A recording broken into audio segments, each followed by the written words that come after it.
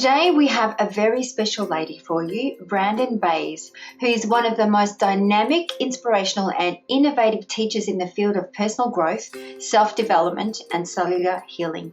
She is best known for her radical transformative work in the fields of cellular healing, emotional well-being and spiritual awakening, with extensive training and experience in the field of alternative healing and wholesome, healthy living. The powerful teachings of the journey were born from Brandon's own direct experience and healing journey from a large tumor in just 6.5 weeks without drugs or surgery. Brandon is an authentic living example of her work, full of joy and energy, with a natural love and gratitude for life. She is a presence of grace, a living expression of truth. Her open, candid honesty, combined with her genuine compassion for the human condition and her relaxed, warm-hearted humor, brings her teachings alive with insight, depth, humanity, and grace. She counts the greatest blessings in her life to be given the immense privilege of serving, awakening, and healing around the world. So it's time to enjoy this inspirational woman.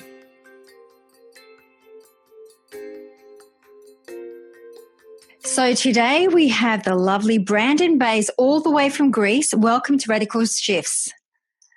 Thank you. I'm delighted to be on this program. It sounds like a very exciting program that you're doing, Catherine. Oh, thank you. And you're the perfect person to be on this program. As we were having a bit of a chat before we started filming, is a little bit about the journey. But before we get into it, we will always love to ask our special guest to tell us a little bit about your story. So, Brandon, what does your story say?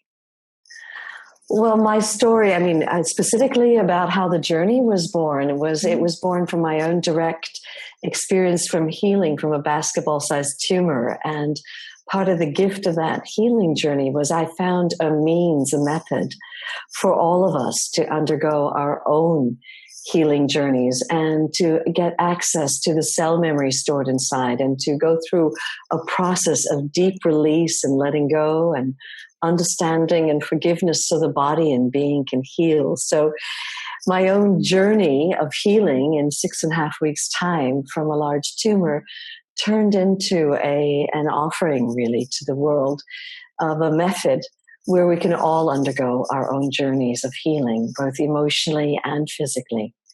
I've actually experienced the journey with you when you were actually here in Sydney, I'm in Melbourne today, but in Sydney, and that was quite extraordinary. And I'd love to deep dive a little bit for our viewers, a little bit about the journey. What exactly is it? Because I know I've experienced it and it's really hard to contextualize it or put it into words, but it is very powerful. So if somebody was to ask you, Brandon, what is the journey about? What will I experience in your workshop, for example? Well, one of the things, I feel like I need to give you a little background to the journey itself.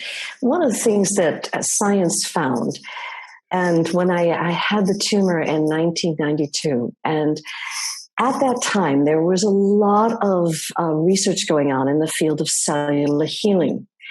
And what medical science found is that when people feel a strong emotion and they repress it, it releases a biochemistry into the bloodstream, which will go to certain cell receptors and block them, rendering those cells incapable of communicating with the rest of the cells in the body. And if over time illness happens, it obviously happens where the cells are blocked. And conversely, what's also known to be true is when we feel our emotions very freely and openly, like a child does, our cell receptors remain open. And so I knew that at that time, I was already in the natural health field. I'd been certified in just about every area of alternative health. And the last thing I ever expected to have happen was to develop a tumor. And it really sent me reeling. And when I came out of that doctor's office, after she said to me, you're equivalent to 6 months pregnant with a tumor that's the size of a basketball, I had asked her, please, I need some time to at least try to heal it naturally. And she had said, well, you picked me because I practice integrative medicine. And if I thought you could heal naturally, that's the first route I'd go. We attach this clinic here. We have, I prescribe herbs. I put people on cleanses. We have yoga, guided visualization, medical hypnosis. She said, if I thought acupuncture, if I thought you could go that route, that's the first route that I would recommend for you.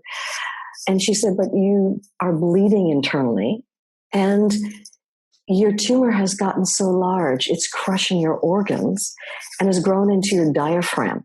It's why you're breathing so shallowly. And she said, you need to have this tumor removed immediately. You need to get in hospital today. You need to find out, is it benign? Is it cancerous? But it's not going to matter what it is because it's crushing your organs and you're bleeding internally. And she said, I can't even be the one to take it out. You're going to have to take whoever you can get. And I said, well, listen, I'm trained in medical hypnosis, in NLP, in a master herbalist. I'm a kinesiologist.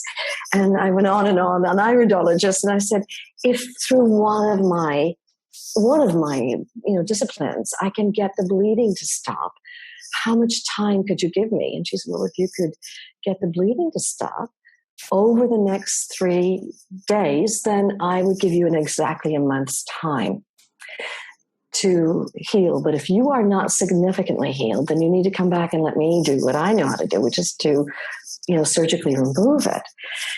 And so I left her offices, and quite an unexpected and miraculous moment happened for me.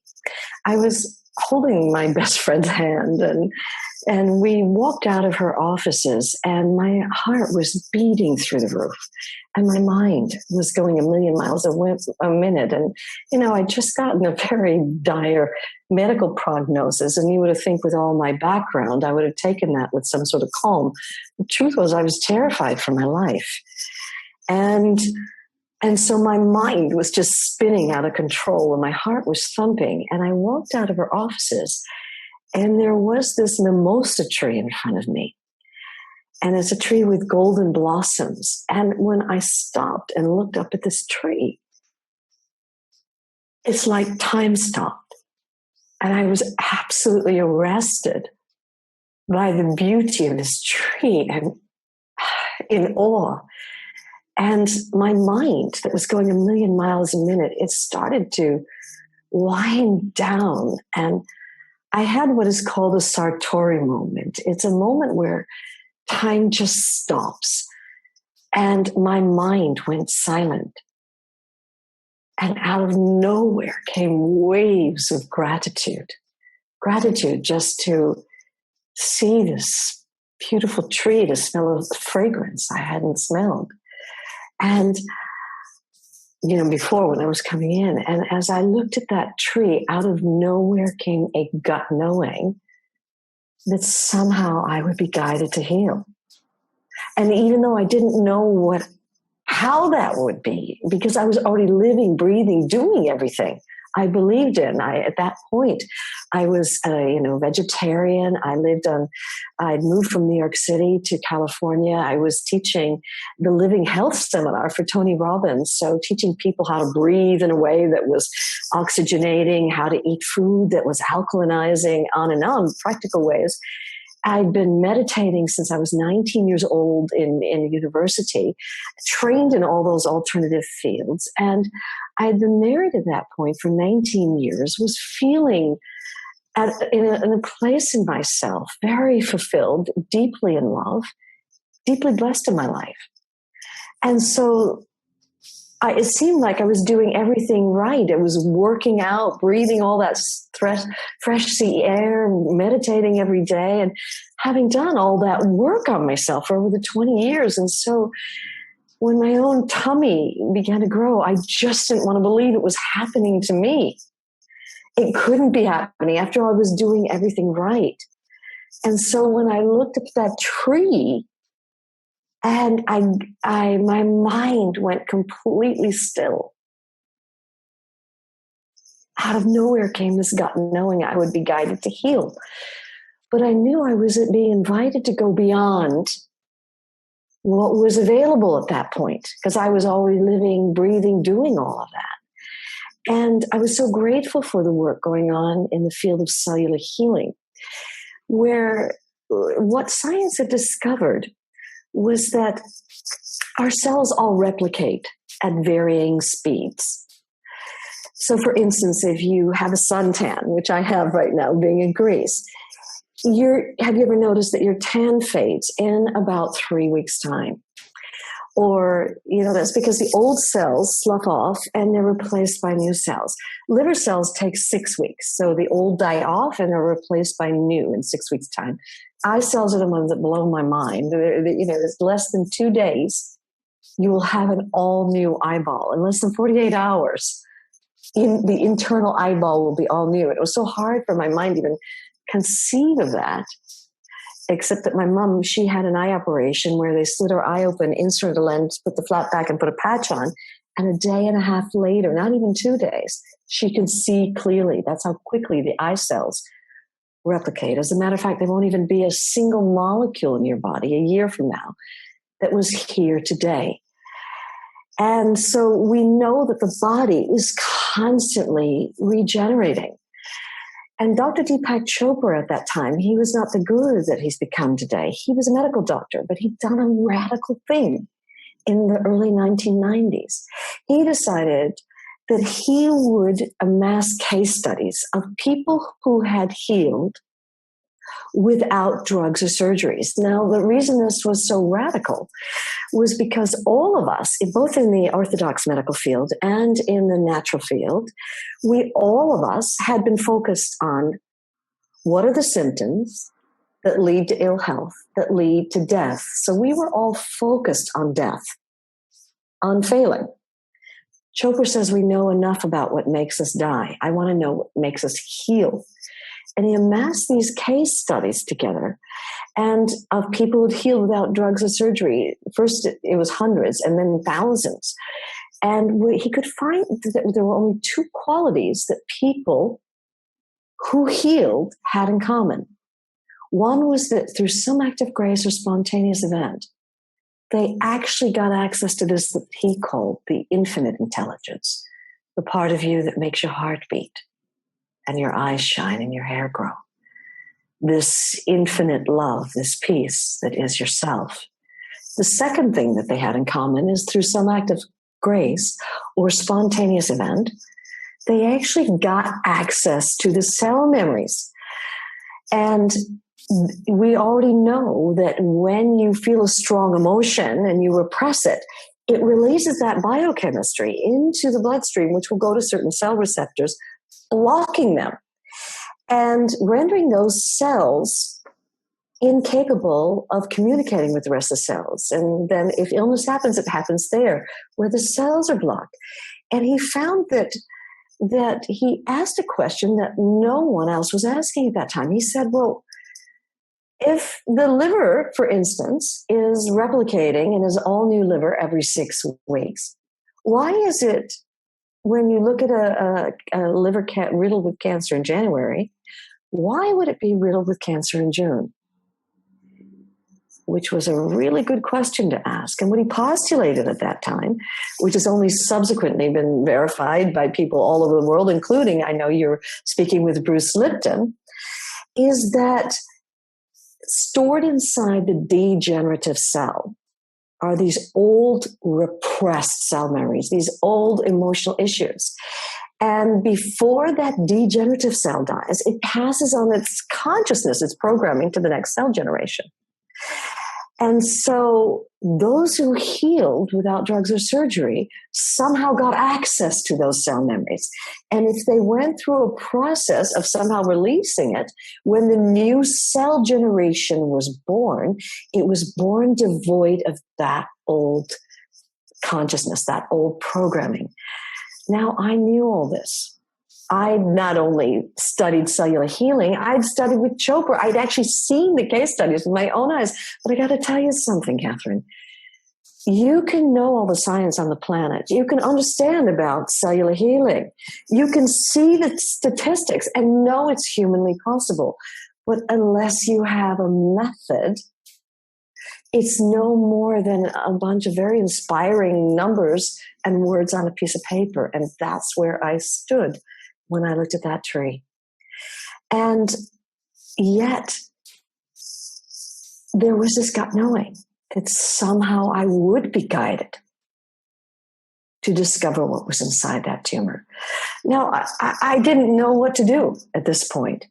And so I did everything I did know how to do. I went on a cleanse and 100% fresh and raw fruits and vegetables. I had colonics every other day, massages every other day, cranial visceral work. I had NLP work, medical hypnosis. And I was 3 weeks into my healing journey. And my stomach was still taut, stretched like a rock, and taut like a drum. And I was beginning to get scared. And so I called an oncologist friend of mine in Berkeley. And I said, listen, I'm wanting to get to the emotional root cause of this tumor.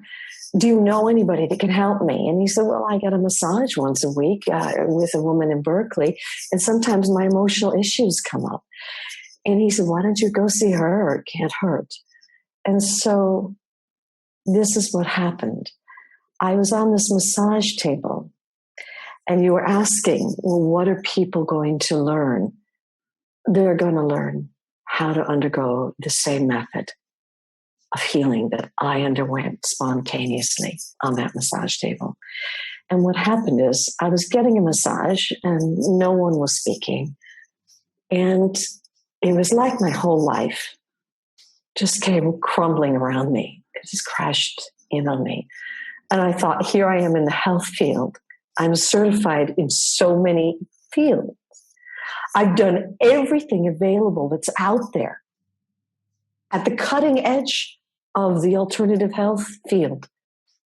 And I have failed. And I am an abject failure. And for once, I didn't try to reframe myself. I didn't try to think positively. I didn't try to turn it around. I didn't want to fight it. Something inside of me, Catherine, it just gave up. I just let go. And I stopped pushing away the emotions I didn't want to feel. And as I opened into this feeling of being an abject failure, I fell into a feeling of hopelessness and helplessness, a feeling of deep despair that, like, you know what? I've tried everything that's out there that's available. Nothing has worked. I don't even know what questions to ask anymore. I don't even know what answers to seek anymore. And something inside of me, again, just gave up fighting. And I let go. And I surrendered. And I just fell into a vast field of black nothingness. It was just a field of emptiness everywhere. And I was just resting in there, and I didn't even fight this. And just very unexpectedly, like molecules of light started to come into the nothingness. Just a presence began to suffuse the nothingness.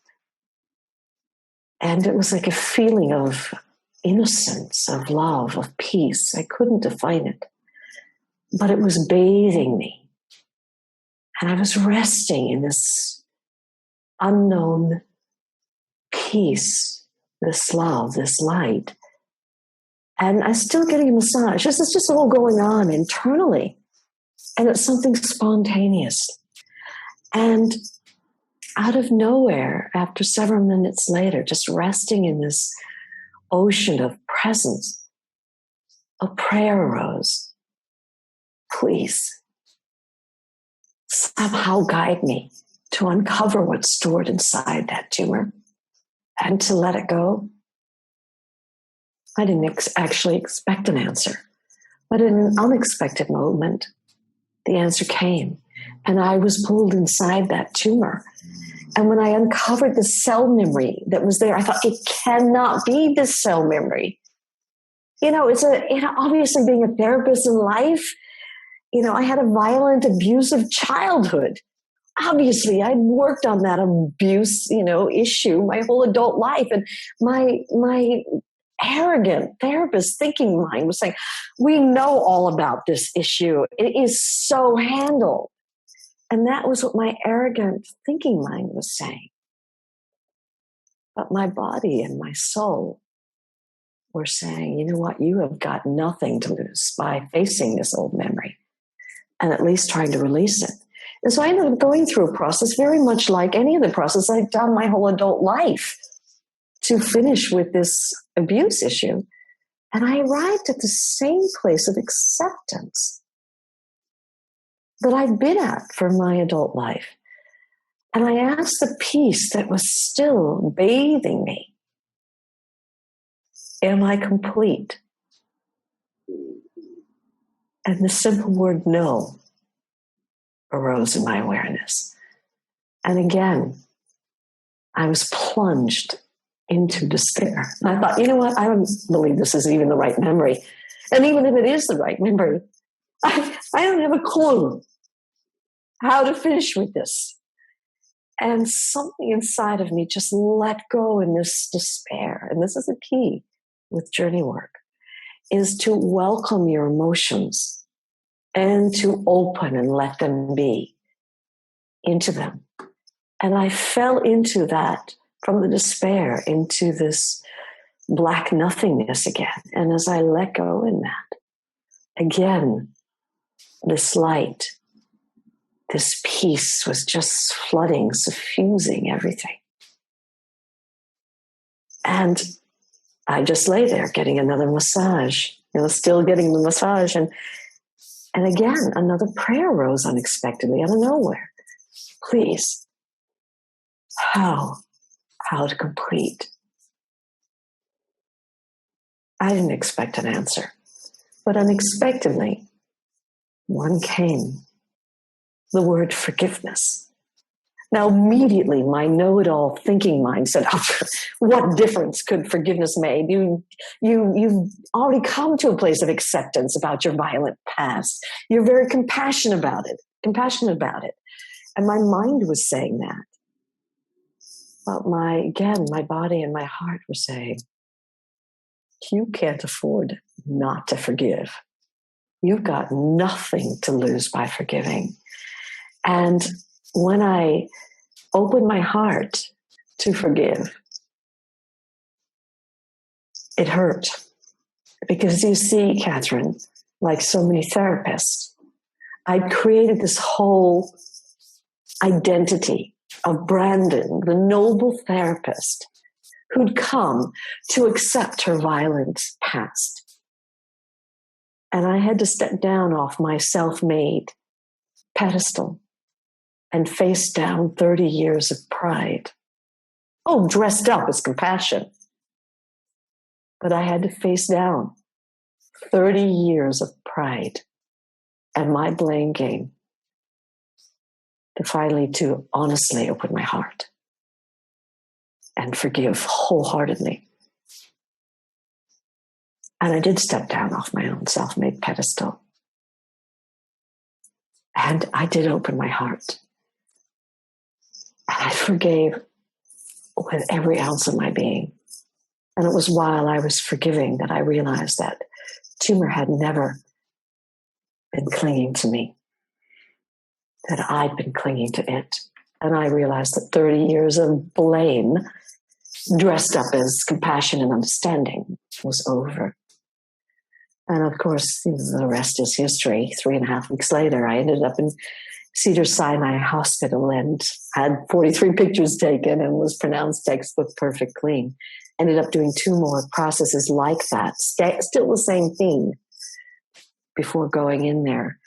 And so the journey is both about radical awakening into your own soul, into the infinite intelligence, which happened to me spontaneously.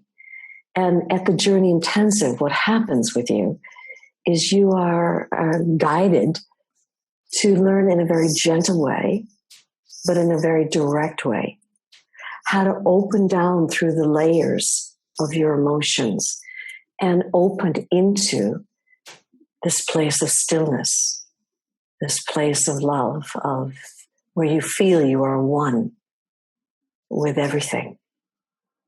And it's from that deepest level, the level of the soul, that you go on a journey inside your body and you uncover these old repressed cell memories. And you go through a very practical, step-by-step process of releasing, letting go, and also understanding what's happened to you in your life. And then ultimately forgiveness. And I do believe that something radical happens when you forgive. That's when you finally let go of the story. For me, up until that point, I've been carrying this bag on my shoulder, me and my story of abuse of childhood. But when I forgave, it's like I finally gave myself permission to let go that old baggage and to step into a baggage-free consciousness. So the journey was originally born from my own direct living experience. And from there, now, of course, 22 years later, it's been born out of working with people and seeing what works and also what doesn't work, and developing and expanding and evolving the work to such a point where, as you were saying with me earlier, that you'd never been to a seminar or program where there had been such deep, profound, radical shift. And I replied to you that the journey is not for someone of casual interest. It's for people who really, genuinely want to roll up their sleeves and dive into their own soul, uncover their own issues, clear their own blocks, and come to a place of peace and wholeness. And so, in a nutshell, in the journey, it's a 3-day immersion in grace where you're going after your deepest issues and leaving in a place of being at peace. And my prayer is you leave in a place that's authentic for you, where you feel at home with yourself. And so, long answer to a very short question. I know, it's just taken me back. And I think for our viewers, I know for me, I didn't know what to expect. And I'd only read a little bit about it and heard a little bit about what you're talking about, cell memories. And I was thinking, how can you tap into a cell memory and whereabouts am I going to be tapping into? What part of my body? What's going to be coming up? So there was a little bit of fear around it, but I was so grateful to go through it because it was, it could be just a pain in your knee, and that could be the cellular block, and you go into that pain, and actually you do. It's like you unpack the emotion and you fall deeper and you keep unpacking it until you get to the point. And I, for myself, some of the memory cells that came up for me was stuff that I thought that I had dealt with. But to see other people really let go, I'm talking about really let go. I have never experienced that in my life. And I was in awe to watch other people let go, like really let go. Yeah. And I do love the whole, I think for me was the whole visualization piece, which was really powerful. The whole, whatever came up for you at that time, whoever came up to you for, I don't want to say too much because I want to leave it a bit of a mystery because I think it makes it more exciting when there's a bit of a mystery. But I love the whole visualization piece that was part of the journey, which is really big. And on that, Brandon, is that something you practice every day, your visualization piece? Do you know the journey method, what you learned in the Journey Intensive, you learned the emotional journey and the physical journey, and then you learned a lot of advanced skills to work with those very in-depth methods. But, since designing the Journey Intensive, it's expanded and grown to such a degree that we're working on issues in business and abundance issues, issues with depression. You're learning how to work with ego issues. And so it's issues of how do you deal with someone who's in hospital and they're giving birth? And so it's really hugely expanded. And you really learn the foundational work. I think that's what you mean by the guided visualization that you're calling the journey method. And so with the journey itself, I know that there's more than one cell memory stored in this body. And I, in fact, get what I would call a designer process, which you've not yet gotten to, which is, with the more advanced level work. I get a designer process, a journey process once a week when I'm on tour. And I never want to be so arrogant as to say I've got it all handled, because I'm going to be a student of life till the day I die. And I have to say this every time. I think ahead of time, I know when I'm going to face and clear. And never once in the 22 years of offering the journey has it been what I thought it was going to be. I end up going someplace totally unexpectedly, facing an issue I'd completely forgotten about. I can't even believe that I can remember it now, clearing it and coming to such a place of revelatory wholeness with that. And what I've noticed with my own journey processes, as I've cleared the veils, the blocks, the limitations from my own self, that more and more of this freedom is available to me, this love.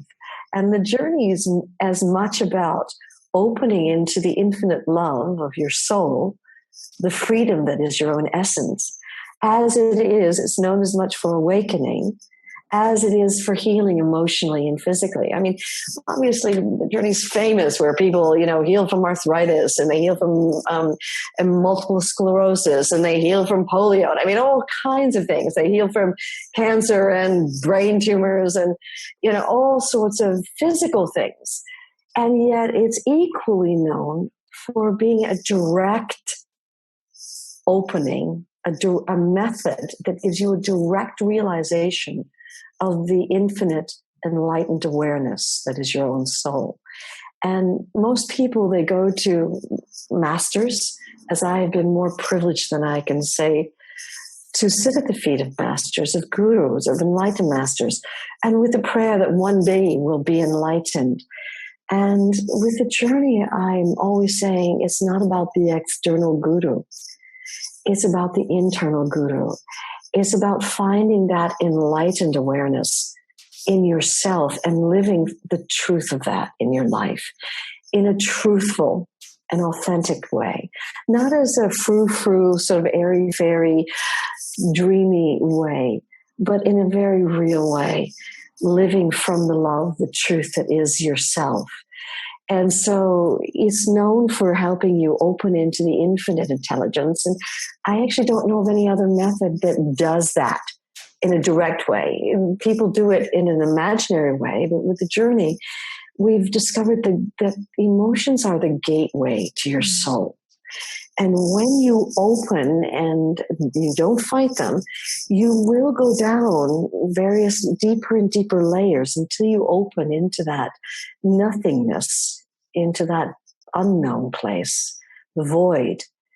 And when you really let go in that, that's when you will spontaneously, involuntarily, automatically open into that field of light, into that field of love, that peace, that enlightened awareness that is your own self that you've been seeking your whole life.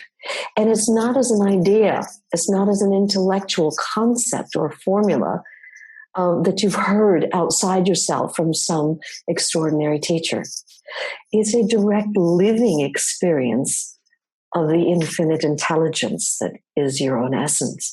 And it's at that depth of level that you're undergoing all the journey work, no matter what method in the journey that you're using. And it's because I believe the reason that the journey is so effective and will create such lasting shifts is, over time, is because it's happening at the level of the infinite intelligence. It's not mind-body healing. It's letting the part of you that is capable of healing you, the huge divine healing potential that is your essence, reveal to you what needs facing and clearing in your life.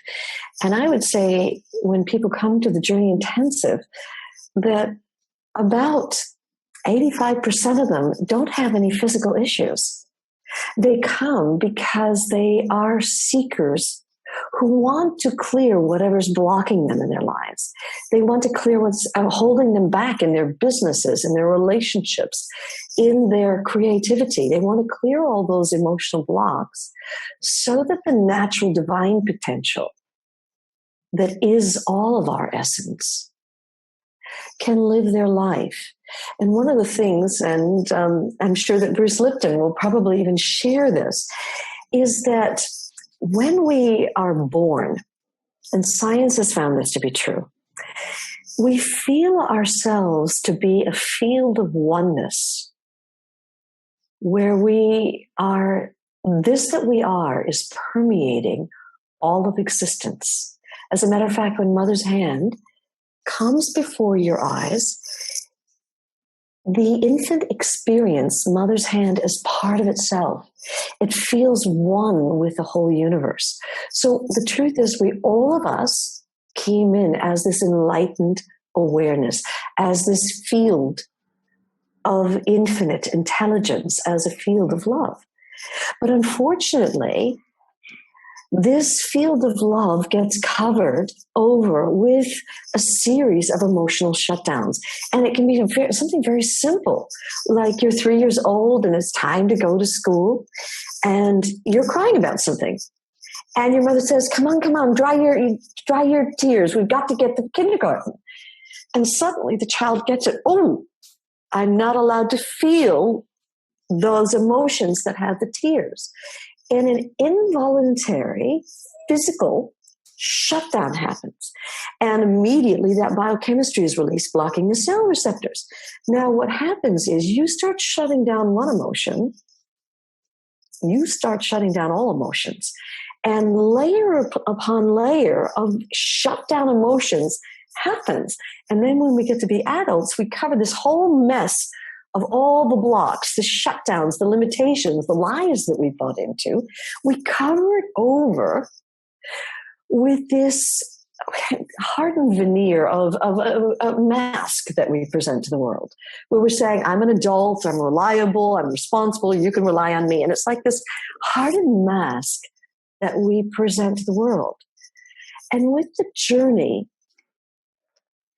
life conspires so that you crack through that false identity. And you end up opening down through the emotional blocks, the shutdowns, the layers of the lies, until you end up opening into that is the soul, that enlightened awareness that you came in as. And it's at that deepest level, at the level of the enlightened awareness, that the journey work happens.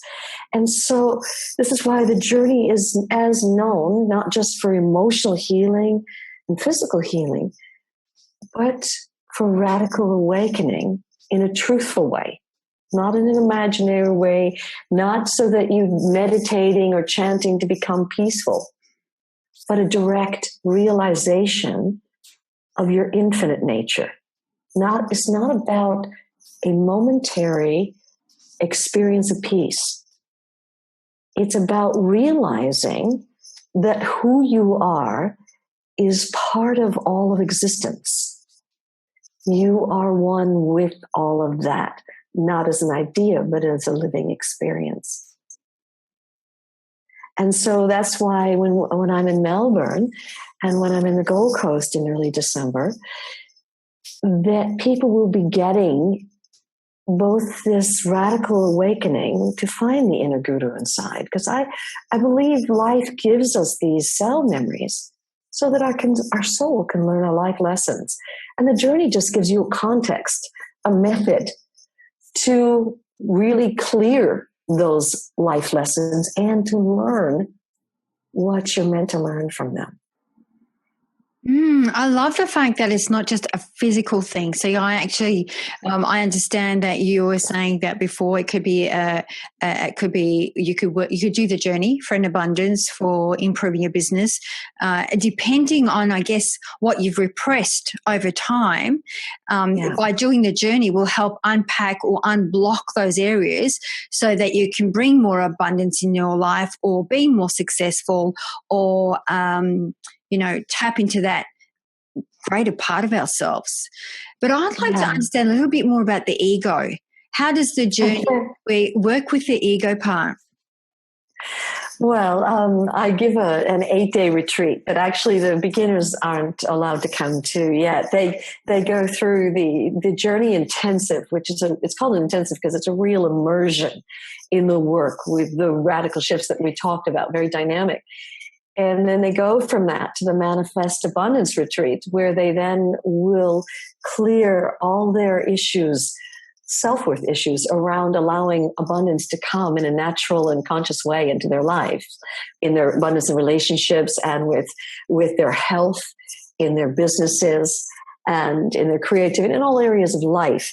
We actually have blocks. But once you've cleared those blocks, to any worth issues that you have in any areas of abundance in your life, I always say then you're ready for the No Ego Retreat.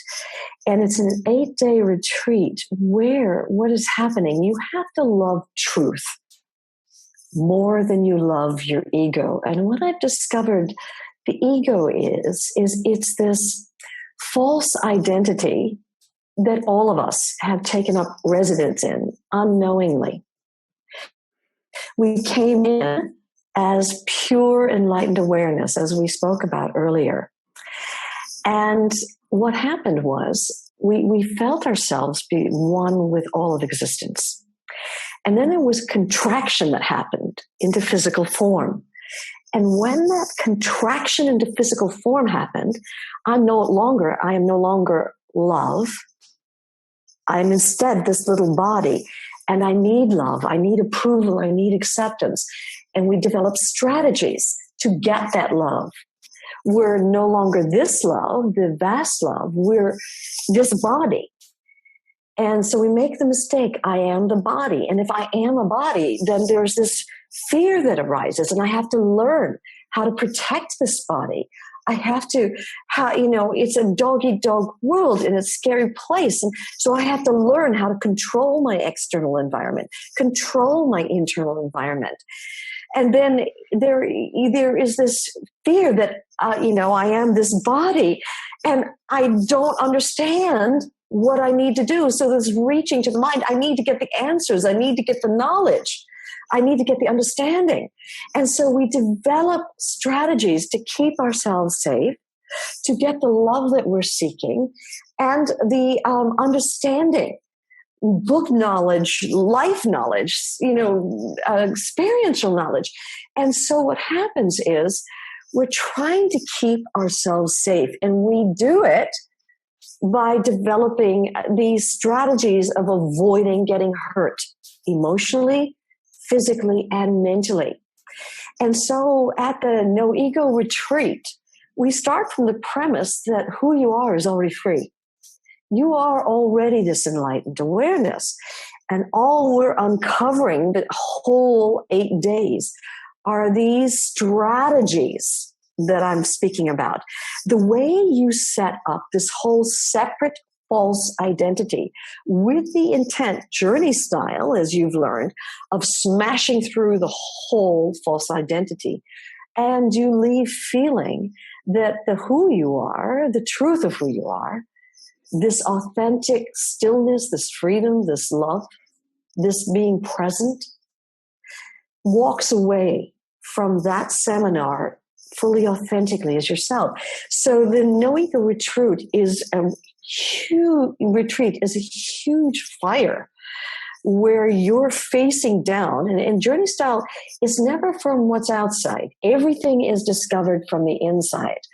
And so this is why I say people have to love truth more than they love their ego, because none of these strategies, I mean, the ego, this false identity, is the source of all pain in our life. I mean, it's what's caused you to feel separate from God, from life, from your loved ones. I mean, you're separate from yourself.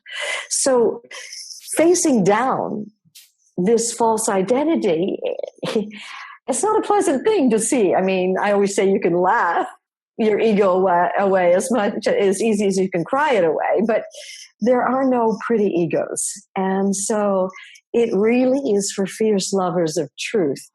But it is a mistake. You know, people ask, well, why, if I came in as enlightened awareness, you know, as oneness, why do I spend my whole life seeking to get back to it? And the reason you do is because of the ego and because of these layers of the blocks. And so at the No Ego Retreat, in your words, we unpack and we learn it from the inside out, the strategies, the unique ones that make us seem and appear so different to one another. And we face those down and clear them out and finish. And we realize those games, they never gave us anything. They never gave us who we are. They never kept us safe. They never made us feel loved. They never gave us all the intelligence and information and knowledge we were seeking. So none of the strategies worked. And it's one thing to know that from the outside, because you can read books, all kinds of books about the ego. It's another to discover it from the inside, because only then do you have the leverage to say, you know what, this crap, it gave me nothing but pain. And I'm now ready to finish with the whole game. And so that's what the No Ego Retreat is about. I love it. So talk us through the process, the different retreats you have, because I know you've got Journey 1, you've got Journey 2, you've got quite a few, and then there's the Abundance one and the Ego. So talk us through all the difference that you've got available for our viewers. Okay, well, once you've done the first Journey Intensive, that is the immersion that you took in Sydney. And that specifically in that particular one was focused on women, but you still got the same skills. You still got the emotional journey, the physical journey, and the advanced skills, all in liberating the divine feminine context. You know, I'll also be giving a Journey Intensive in the Gold Coast, where it's for all genders and from people from all walks of life. And they will learn that. Now, once you've gone through that immersion and you've really learned the foundational tools, then from then on, we go deeper and we end up going into the Abundance Retreat, which then allows you to go into the No Ego Retreat, which I've just spoken about. And following that, you will go into the Life Transformation Week, which is the Journey Practitioner Program. And that is another 8-day retreat, which is teaching you how to you'll be moved from being a paint by number painter to a master painter. So we throw away all the scripts. We throw away all the methods and formulas that we've learned. And we dive into the infinite, because at this point now you've come to the practitioners program once you've been to the No Ego Retreat, and you are fully living in an immersion of truth, of love as yourself. And so we open into that presence, and we open with someone else's soul, and we're learning how to work with someone else's soul so that their soul can design the process. And we're just dipping in like a painter into various tools that we have, the hundreds of different methods and tools that we have, so that their soul can have the deepest, most radical healing. And that's called the designer process. We'll also be undergoing something called the life purpose process. And we are learning how to go back through time, back into the womb, and then prior to having any physical form, and opening into the soul and finding out, why did this soul come in? Why did I take up residence in a physical form? What was my soul meant to learn in this life? What am I meant to give to life? What is the purpose of my being here? And who am I? And I find that after people have done that radical process, that the whole life transformation week happens in the context of that. Because when you know who you are and why you're here, that purpose is living through you in every moment. And it's informing all the process work you're learning. And then in the life transformation work, we're learning how to work with addictions, how to work with someone as they're going through the pregnancies process, how to work with people when they're already in hospital, how to work with, issues in your own life, with relationships, with children, with, trauma that's happened, with abuse, with every, sexual abuse, physical abuse. You're actually learning how to really heal all that could take place in the human condition. And you're the guinea pig, with all of our work, you're undergoing that process, 3 to 4 processes a day, learning by living it. And once you've gone through that, you can become a journey practitioner where you will do a set number of case studies. I mean, I would say about 60% of the people come just want to have their whole life transformed and healed. And about 40% actually want to become practitioners where they literally want to use the journey in their life in a professional way. And so that is followed by, for those that wish to become training practitioners, a business training of how to set up a conscious business practice, one in grace, and how to really, offer this work in a practical and conscious way. And so, so there's all sorts of other retreats that we give, more advanced than that, for people who've gone through. And I think the thing that moves me most is I first began giving the Journey Intensive in 1999 in Australia, in Sydney, Australia.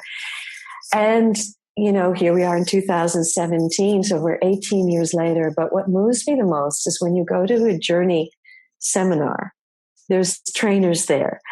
And those trainers have been with me. Those are people who have gone through the programs and who are so grateful for what's happened in their life that they want to give back. And we always have one trainer there for every 2 people processing. So, at that Journey Intensive, we actually had more than that. When you were in Sydney, we had 70 trainers there. And I'm so moved that still, after 18 years, people are coming back and back and back and deepening and deepening. And I think that's because the journey is a journey. It's not like you do one process and you're fixed for life. It is a journey that is your life's journey. And so I always feel so blessed. I feel so graced by these beautiful beloveds who've been with us for 18 years and 16 years, 14 years, 10. I mean, if you haven't been with Journey for 8 years, you're considered a newbie, and it's so wonderful that there's a beautiful embrace there in Australia. And it's because of that embrace and my great deep love of Australia that we're looking to get residency there. And it's where I pray that I will spend my last days of my life will be in Australia, which has become my home. Mm. And these people who are the beloveds who are coming and serving and creating the embrace at the seminars, they are my deepest friends and deepest beloveds. And so we have a beautiful, beautiful family there of support. And I'm sure in Melbourne, we'll be having a similar kind of support. I'm giving me a Journey Intensive for women on the 8th through the 10th in December. And then I'm giving the Journey Intensive for everybody from the 1st to the 3rd of December. So you should feel free to come to either one. Obviously, if you're a male and you're watching this, the Journey Intensive for women is not for you. So you'll need to go to the Gold Coast to take that.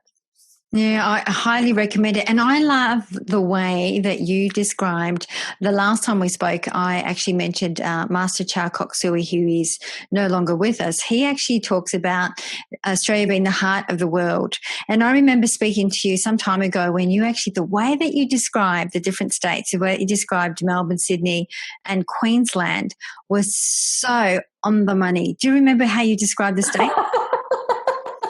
I don't remember the conversation, but I do know that in each of I experience a different, character in each of the different states, and for sure, I remember when I went to Sydney, it felt to me when I first went there, she's a beautiful wedding cake, and it's a very celebrative kind of city, and when I went to Melbourne, it feels very European to me. I live in the UK, and it feels like it's a very different character altogether.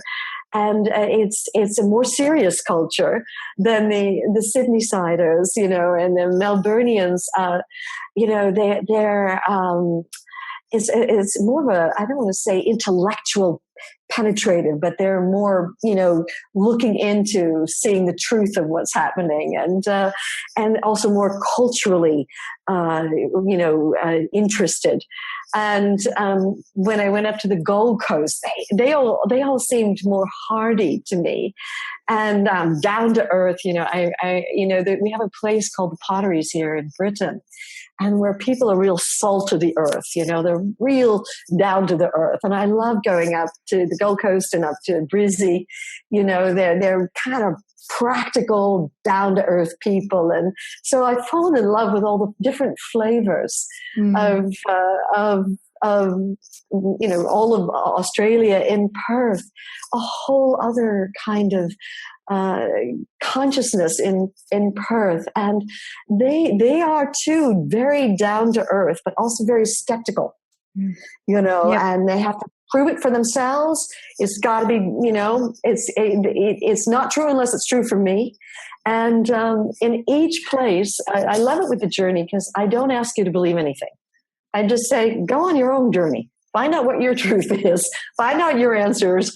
I can't possibly know what your answers are. And so you need to find those for yourself, and I can't do that for you. And so I love it that the different states of Australia have such different character. I know when I went down to Adelaide, it seemed like a softer version of Melbourne. It's got that very culturally and many different skins. Like Melbourne has different countries like Greek and Italian, and it has the very, it's like a melting pot in Melbourne. And from when I first went there, I'm from New York City originally. And I said, okay, Melbourne's the closest one to New York City that I know, because, we're so multi-skinned, multi-religion, multi-cultured, and it's a melting pot. And I love that. Because I work in 48 countries in the world. I love working with the different skins and the different religions and the different cultures. And I know that when I went to Adelaide, I thought it was very much softer, but it has a bit of that cultural feel of Melbourne. So yes, I'm in love.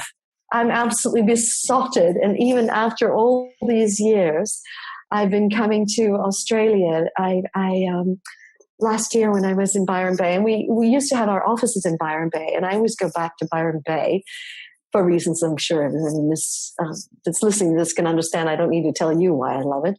And I just thought this is the only place I come to in the world that nourishes me. I feel that I'm traveling 44 out of 53 weeks in a year.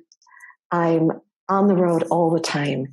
And I come to Byron Bay, and the land feeds you. It's the rainforest meeting the sea feeds you, the organic markets, all the spiritual people coming through, so that I meet my colleagues in this field, and we hang out together, and like I'll have Mitten and Deva over for dinner, and we'll be chanting all night with all the other beloveds that we know from Path of Love and from Osho and from Papaji, who's my teacher, and from Guru Mai, also my teacher. And so it's a beautiful place where I'm nourished. My body's nourished with all the beautiful body work, and my soul is nourished by being surrounded by such conscious, beautiful people. And even in Wales, where I live now, we have an eco home, and Australia is so ecologically conscious. And I love that aspect of it as part of my background prior to the journey. And so in every way, I feel fed. I feel that Australia feeds me. And I feel that when I go there, it's not just about service. It's about us all as a one, opening into the love together and healing together and bringing wholeness. And so, yeah, I could go on rhapsodically. I know.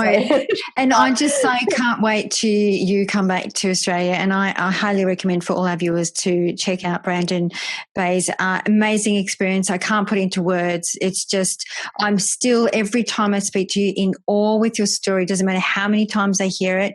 I'm just besotted by what you've been through and how you came through it and what you share and your knowledge and your wisdom. You're just wonderful. Absolutely wonderful.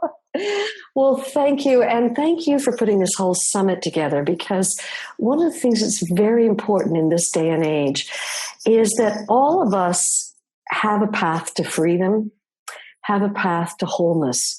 And it's very important for people to listen to this summit so that they can draw something from each of the people who are speaking and feel that they are doing what feels right for them, following their own truth, what on a gut level feels authentic to them.